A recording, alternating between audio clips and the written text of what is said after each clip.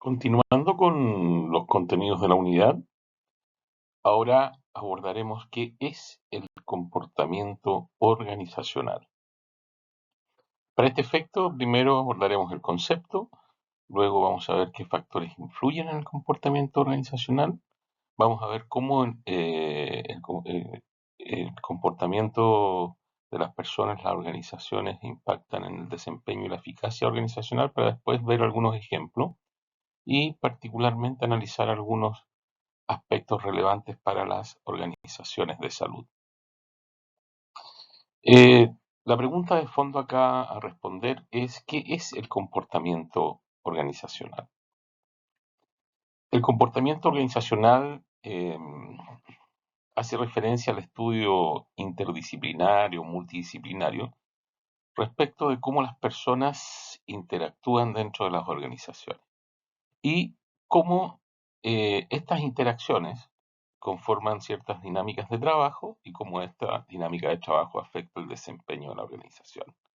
Entonces, lo que se trata de hacer es poder explicar, comprender, ¿no es cierto?, el por qué ocurre, el por qué las personas se comportan de un modo, ¿no?, en el contexto donde se encuentran desempeñando sus roles.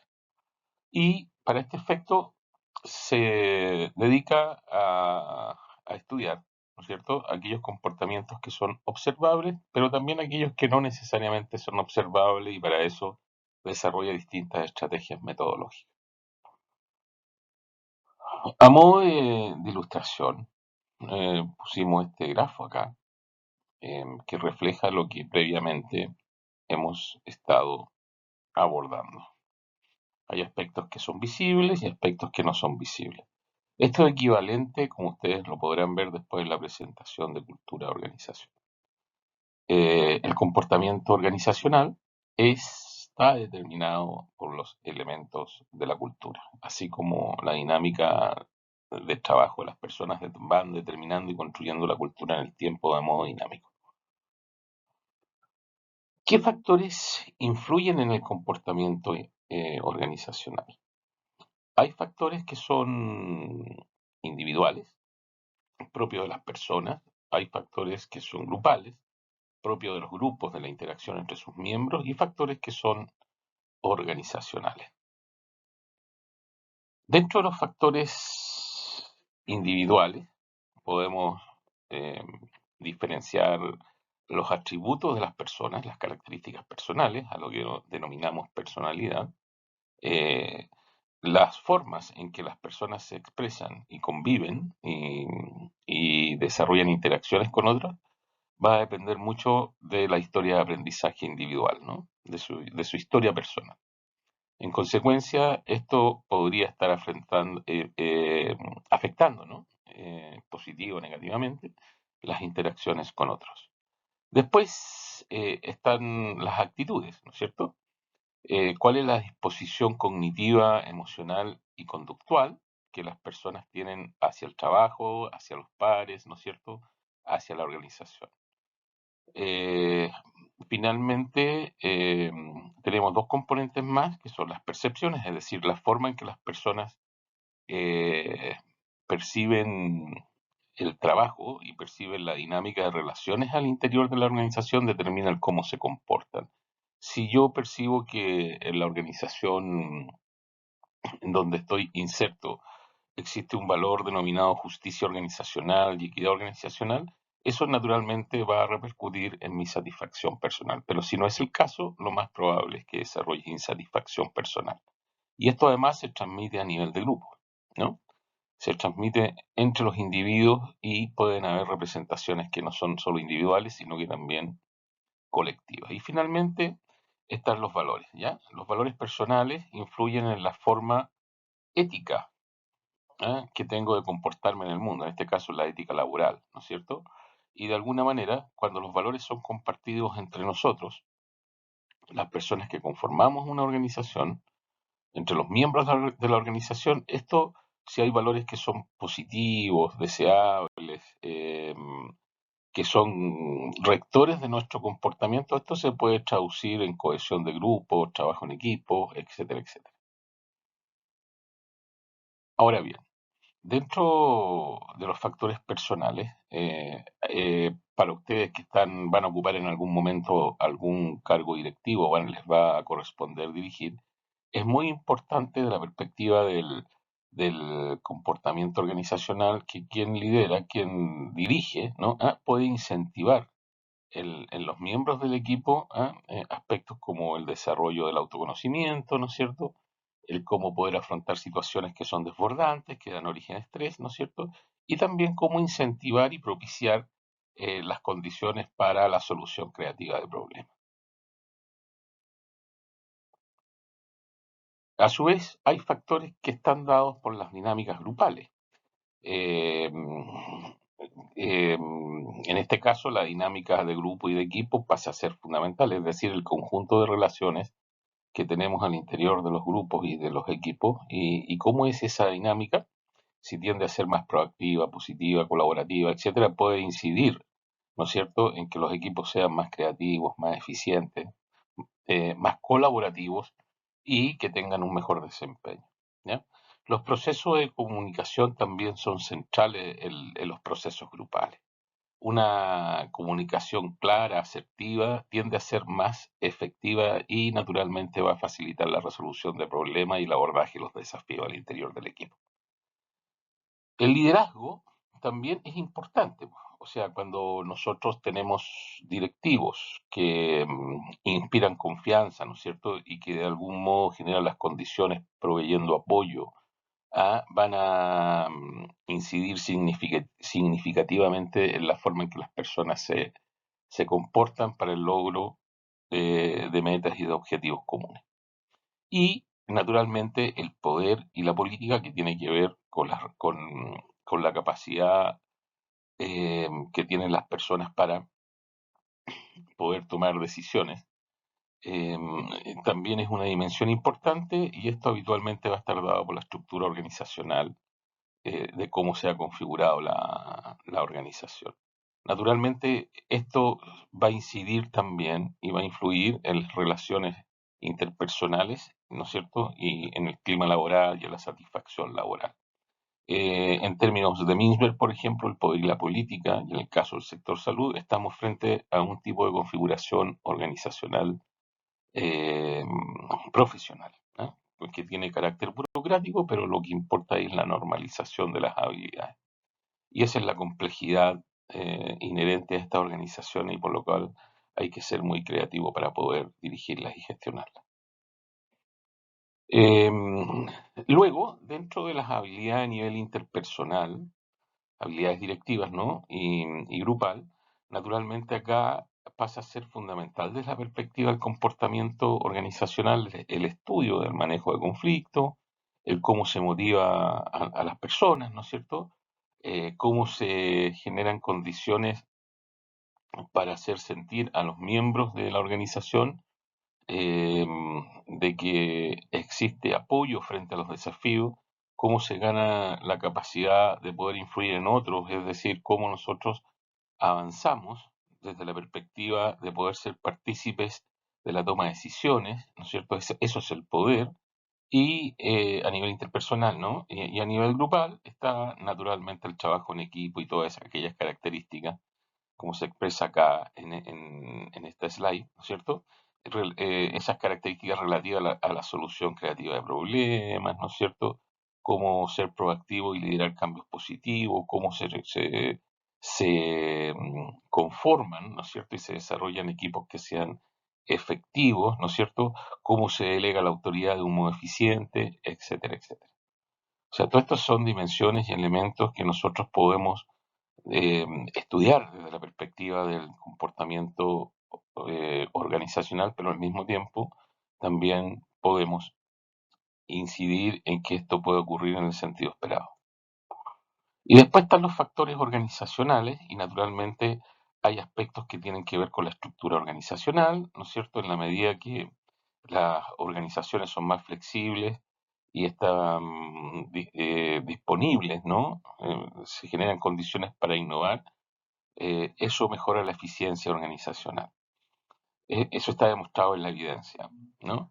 Después, otro aspecto tiene que ver con las políticas y las prácticas en el ámbito de la gerencia, la gestión. En este caso, las políticas y prácticas en la gestión del talento, los recursos humanos, como, como lo que dice relación con las contrataciones, la formación, capacitación y desarrollo, ¿no es cierto?, la evaluación del desempeño, etcétera, etcétera, son todos elementos que pueden afectar directamente el cómo las personas se comportan en la organización. El área de recursos humanos es un área estratégica en toda organización en la actualidad. Y finalmente está la cultura organizacional, no me voy a extender mucho, pero dijimos previamente que la cultura organizacional está determinando el comportamiento organizacional. Por lo tanto, entender la cultura nos va a permitir, desde la perspectiva del desarrollo organizacional y el comportamiento organizacional, poder desarrollar intervenciones o tomar medidas para efecto de cambiar el cómo las personas se comportan en determinados contextos. En esta slide reflejamos todos los elementos, entonces podemos decir que desde el ámbito del estudio del comportamiento organizacional es muy importante poder visualizar cómo desde la dirección se puede influir en el comportamiento de las personas. Luego, cómo el comportamiento organizacional y el desarrollo organizacional pueden incidir o impactar el desempeño y la eficacia de la organización. Por ejemplo, em, frente a problemas de rotación de personal, la retención del talento es clave. Em, Frente a propiciar, ¿no es cierto?, la mejora en la calidad de los procesos de trabajo, eso hace que mejore la productividad. El incremento en la innovación permite instalar una cultura flexible que fomente la creatividad. Todo esto siempre alineado con los objetivos estratégicos de la organización, ¿no es cierto?, y con los resultados organizacionales. La eficiencia en la toma de decisiones naturalmente pasa por buenos procesos de comunicación y liderazgo. La reducción del ausentismo pasa también por que las personas se encuentren satisfechas. El fortalecimiento del trabajo en equipo naturalmente permite que los grupos, la dinámica grupal, incremente su eficiencia. Mejorar la experiencia, en este caso de las personas que se atienden o del paciente, implica que el personal que está motivado, ¿no es cierto?, puede ofrecer una mejor atención. La capacidad de adaptarse al cambio, ¿ya?, es fundamental para efecto de enfrentar los nuevos desafíos en la actualidad. En este caso, la flexibilidad organizacional pasa a ser clave. La optimización del uso de recursos. Sin duda que una gestión eficaz va a maximizar los recursos de todo tipo, ¿no? Y el impacto en la moral y el bienestar de los trabajadores, ¿no es cierto? Personas que se encuentran satisfechas laboralmente, naturalmente van a tener un mejor rendimiento. Ahora, en salud, ¿cómo podemos entender de alguna manera lo que es el comportamiento organizacional? Em, el comportamiento organizacional en las distintas organizaciones de salud, de alguna manera, no es único, ¿no? Esto comparte algunas características con el comportamiento que tienen los trabajadores de otros sectores, de otros ámbitos. A el ámbito sanitario no ofrece dificultades o desafíos que son propios, a eso se refiere esto. Pero sí hay ciertas distinciones que es importante tener en consideración. Hay ciertos desafíos que son más comunes en este sector, como es la complejidad del trabajo, ¿no es cierto?, y las consecuencias de tener alto riesgo de errores graves. ¿Ok? Entonces, el comportamiento organizacional en las organizaciones de salud hay que verlo desde la perspectiva de la complejidad. La fuerza de trabajo del sector salud está enfrentándose a una complejidad que está dada por el contexto, pero al mismo tiempo requiere altos estándares en la organización y desempeño de las labores. Eh, un error en este ámbito puede tener consecuencias que son nefastas. ¿Ok? Por lo mismo, los sistemas tienen que ser extremadamente confiables, ¿no? En todos los niveles. Desde el punto de vista del desarrollo profesional, la autonomía profesional es un atributo muy interesante que ha sido abordado en esta unidad como el rol del profesional de salud. Los profesionales de salud, y acá nos vamos a referir a todos los estudios desarrollados por la sociología de las profesiones con respecto a la medicina, ¿ya? Los médicos, en particular, tienen un gran grado de autonomía y control sobre distintos aspectos que son técnicos y clínicos en el proceso de atención. Y esto implica que quien pueda dirigir una organización de este tipo tiene limitada autoridad sobre los médicos especialmente.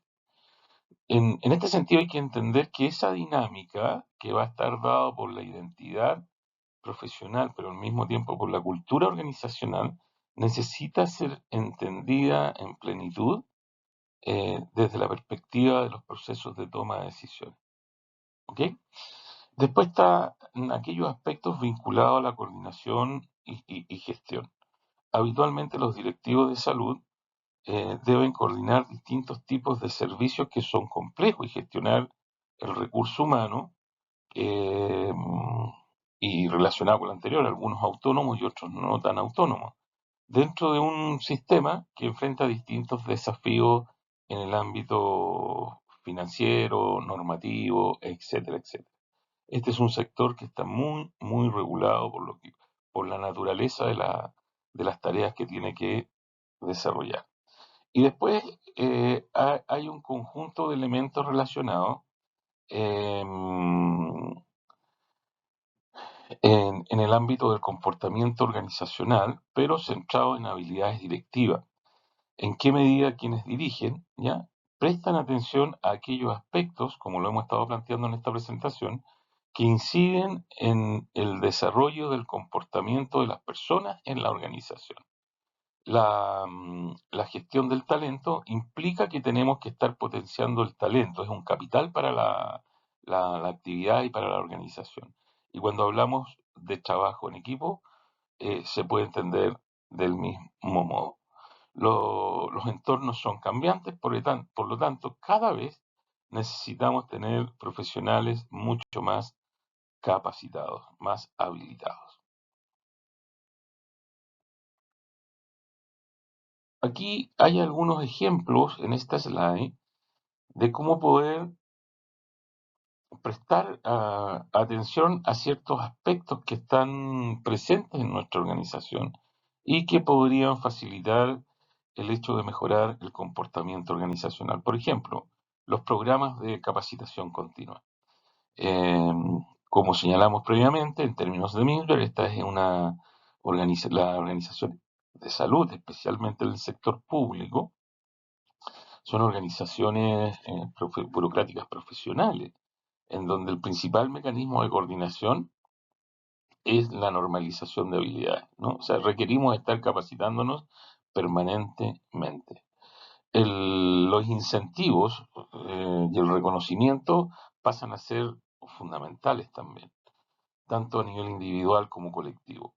El generar condiciones de trabajo segura, el trabajo saludable, también es algo de lo cual tenemos que ocuparnos. En el contexto actual, por ejemplo, eh, nosotros aplicamos un cuestionario de salud mental y riesgos psicosociales que está mandatado por la ley, ¿no es cierto? Tenemos que propiciar condiciones en un entorno que promueva el equilibrio entre el trabajo, la vida personal, o sea, conciliación vida-trabajo, ¿no? O familia-trabajo. Y que naturalmente pueda, en aquellos puestos de trabajo donde las demandas son excesivas para las personas y en algún minuto podrían desbordarse generando algunos tipos de problemas personales a nivel biopsicosocial, psicológico, ¿no es cierto? Es necesario que las organizaciones, como se definen las organizaciones saludables, puedan facilitar mecanismos de contención, de apoyo si es que es necesario. Por ejemplo, ejemplos de intervenciones que se han llevado a cabo en algunas organizaciones, los programas de mentoría cuando llegan nuevas personas o de acompañamiento para su desarrollo, ¿no? Los proyectos colaborativos, la conformación, por ejemplo, de equipos multidisciplinarios para resolver problemas complejos, en donde se pueda innovar, ¿no es cierto?, y ser más eficiente.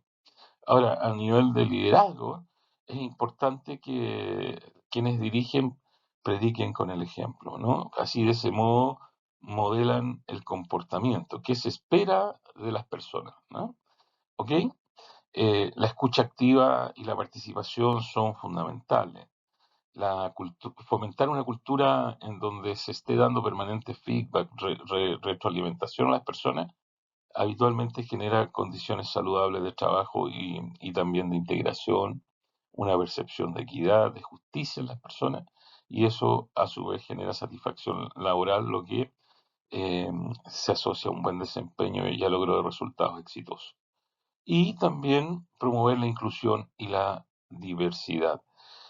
Valorar y aprovechar esta diversidad de perspectivas y experiencias dentro de un equipo puede conducir naturalmente a soluciones más innovadoras y efectivas. Estos son algunos ejemplos, hay muchos más, pero la idea es mostrarles a ustedes una visión panorámica respecto de lo que es el comportamiento organizacional y de qué se ocupa esa perspectiva de trabajo. En síntesis, vimos por qué es importante poder entender y gestionar el comportamiento organizacional, especialmente en organizaciones de salud, valga la redundancia. Dijimos también de que lo que determina el comportamiento que influye, hay variables que son individuales, otras grupales, otras organizacionales, ¿no es cierto? Y naturalmente también aludimos a que el comportamiento de las personas impacta en la productividad, la innovación y en el caso del sector salud, en la calidad de la atención del paciente o las personas. Naturalmente hay un sinnúmero de estrategias y prácticas para mejorar el comportamiento organizacional. No obstante, el desafío de esta asignatura y de lo que vendría después del MBA es naturalmente estar creando, innovando y planteando estrategias en este nivel. Muchas gracias.